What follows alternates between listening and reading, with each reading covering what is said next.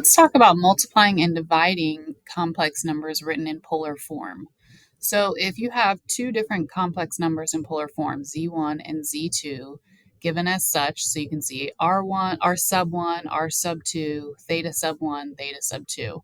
So just to differentiate between your two complex numbers.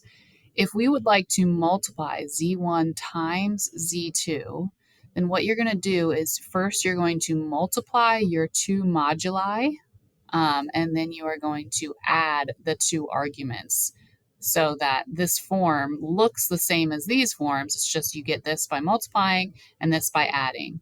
Whereas if we want to divide z1 divided by z2, you're going to take the modulus of the first and divide it by the modulus of the second to get the new modulus. And then to get the new argument, you're going to subtract the argument of the first minus the argument of the second.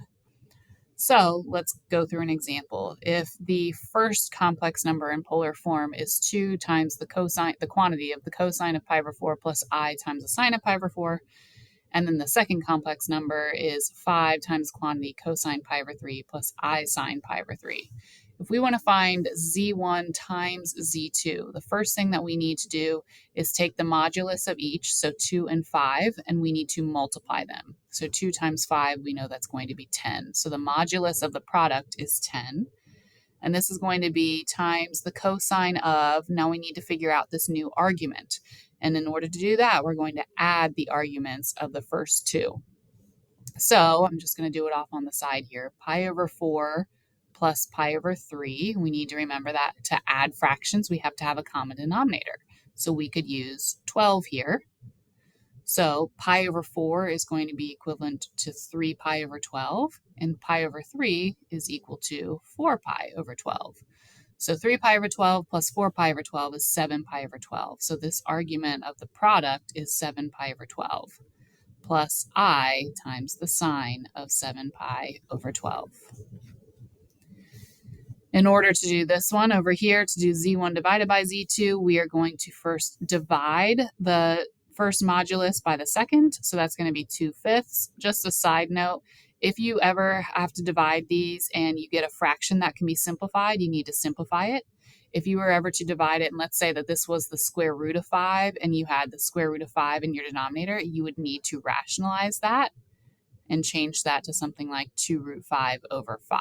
So just as a heads up, obviously that doesn't happen in this one, but you always want to make sure that you handle a fraction just like you always would. Simplify it and make sure that there's no radicals in the denominator.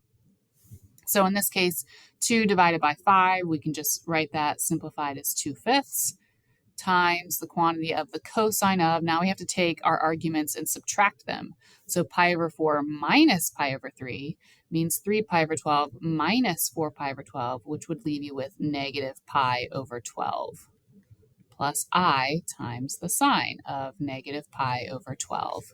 And I'm typically fine having an argument that's outside of that 0 to 2 pi range. If I'd asked you to give an argument between 0 and 2 pi, all you'd have to do is essentially exchange this negative pi over 12 for something that is coterminal with it. So you could add 2 pi, which would be 24 pi over 12, plus that negative pi over 12 and use something like 23 pi over 12, and that would work the same way.